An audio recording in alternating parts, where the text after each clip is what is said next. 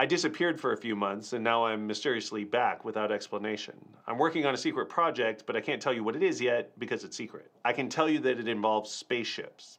But let's not talk about that right now. Let's talk about something else. Here's a typical life cycle for a YouTube creator. In the beginning, you make videos about stuff that you love. Nobody's watching your channel, so you don't have to worry about anything, and you just make whatever you want and have a lot of fun doing it. Then a couple of your videos take off. YouTube's actually showing them to people. The views are rolling in, people are subscribing, they like you, you're finally making it.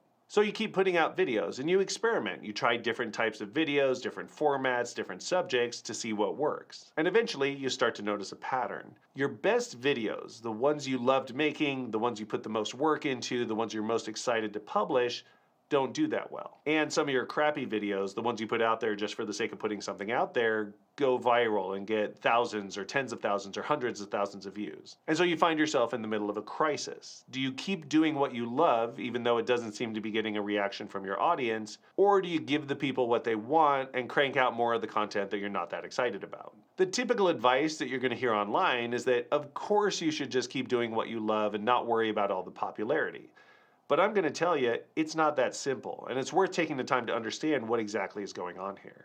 I'm squarely in the middle of this crisis myself, by the way. I actively dislike some of my most popular videos, and I've actually unlisted some of them just so people will stop watching them. And the videos I enjoyed making the most, the ones that were the most fun, that I put the most work into, that I was the most excited to publish, are among those with the fewest views on my channel. It is maddening, and it will drive you crazy if you let it. I do a lot of work with products, and in the product world, there's a concept called product market fit, which basically means trying to understand what exactly the market wants and then changing your product to fit that. Let's say you start a new restaurant, you make gourmet macaroni and cheese, and you open your doors and some people come in, but business is rough, there's not a lot of traction. But people seem to like the pies that you make for dessert, and they start coming in for dessert and telling their friends about how great the pie is, and they post Yelp reviews of the pie, and they're posting it on Instagram, and all of a sudden you got people coming to your restaurant for pies instead of the macaroni and cheese that you thought your restaurant was about. So you eventually pivot your concept and focus on the pies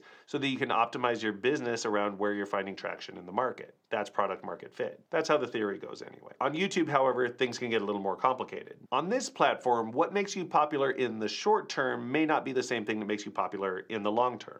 Let's say you're a tech reviewer and you get your hands on a hot new phone and you post one of the first videos about it.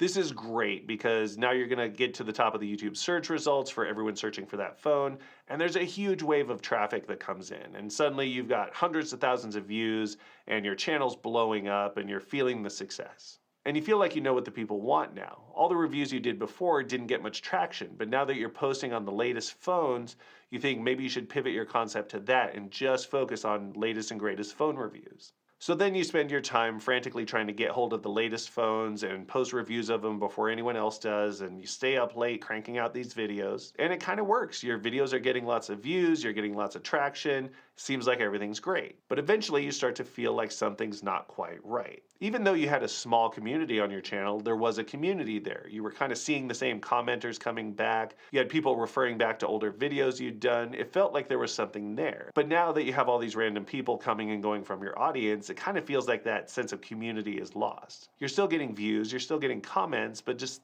some of that magic seems to be missing. It doesn't seem like a community anymore, it's just people looking at phone videos. And then it just starts to feel like you're feeding the beast. You don't even like making these videos anymore, but you crank them out because that's what gets you the ad revenue. You're not even really having fun with it, you're just doing it because you feel like you have to do it. Eventually your enthusiasm fizzles and your channel starts to falter.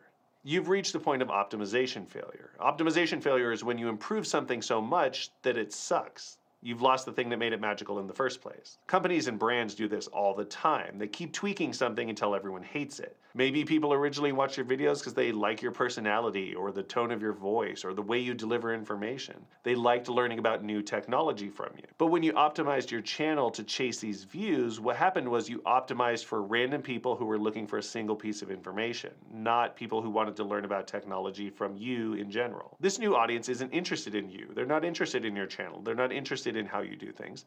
They just wanted to find out about a certain phone. They'll watch part of your video and then leave and never come back. They don't want to keep hearing about the newest phone. They just want to hear about a phone that they're going to buy, and once they buy it, that need is met. They don't need you anymore. They don't stick around, they don't subscribe, they don't build a relationship with you, and they don't form a community. And even worse, the YouTube algorithm can pick up on that. It'll detect that people are watching one of your videos and then not being interested in others, and it'll interpret that as your channel not being very interesting to them, and it'll actually show it to fewer people. The big increase in views can actually wind up hurting your channel. You've really got two different audiences. First, you have your core audience. These are the fans of your channel. These are the people who watch lots of videos because they like you, they like your channel, they like what you're doing, and they want to keep learning from you. They have a relationship with your channel, so let's call this the relational audience. When your channel starts to grow quickly, you're actually getting a lot of random strangers in there who maybe watch one video and then bail out and don't do anything else. They're there for a particular piece of information or because you had a video on a particular subject that was of interest to them for a certain 15-minute window. There's no relationship there. You just met a temporary need that they had. Once that need is met, they're done. It's not a relationship, it's a transaction. This is your transactional audience. Of these two audiences, the relational audience is by far more powerful. These are your fans. This is your community. These are the people you're going to build relationships with. These are the people that are going to tell their friends about your channel. These are the people that are going to keep coming back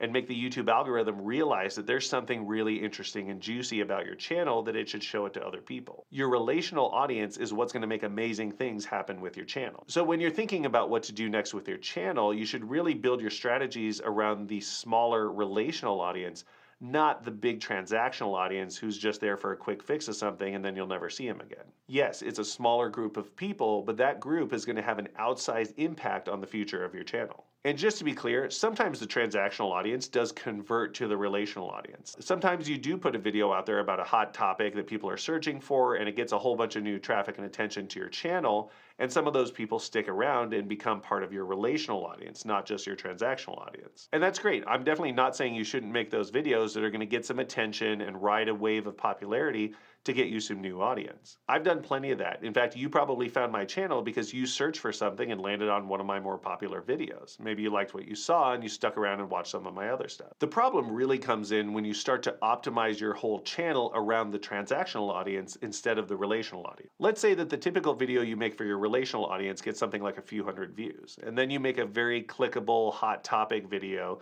that gets 100,000 views. What happens is you start to define that as success and you feel like your other videos bomb. And when you start to feel like the videos you're making for your relational audience are failures and the videos you're making for your transactional audience are successes, you start to feel some guilt or remorse about the videos you're making for your relational audience because they seem like failures and a waste of time. You get frustrated, you get discouraged, you think obviously my audience doesn't care about these things, they only care about this stuff. So you do that and you get lots of views, but you can't shake that feeling that something's wrong because something is wrong. You've alienated your relational audience, your core audience, your actual fans, the heart of your channel. You're focusing on content for people who watch you for 20 seconds and never come back, and you're taking out the things that made people love your channel and stick around and watch all your videos. It's really important to understand your analytics, not just to look at the numbers, but to understand where they're coming from and what they mean. If you misunderstand what those analytics mean and you develop strategies based on that misinterpretation, you can totally wreck your channel all while trying to do the right thing.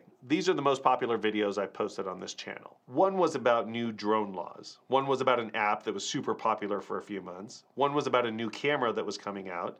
And one was about deep fake voices, which a lot of people were searching for. I don't really care about any of these videos. They barely have anything to do with what my channel is really about. They just got big because they happened to hit big search terms that were spiking at the time. These 4 videos account for 61% of the views on my entire channel. For comparison, these are the 4 videos that resulted in the most subscribers to my channel relative to the number of views that they had. They only account for 1% of the views on my channel, but they had the highest percentage of viewers who immediately subscribed because they liked what I was doing and wanted more of it. On average, across all of my videos, I get about 10 subscribers for every 1,000 views. On my most popular videos, I only got 7 subscribers per 1,000 views. On these 4 videos, however, I get an average of 47 subscribers for every 1,000 views. Those people are going right into my core audience, my relational audience. Those are the people who are excited about what I'm doing and want to stick around and watch more of it. I am getting fewer views for those videos, but I'm uncovering and engaging my core audience, my relational audience,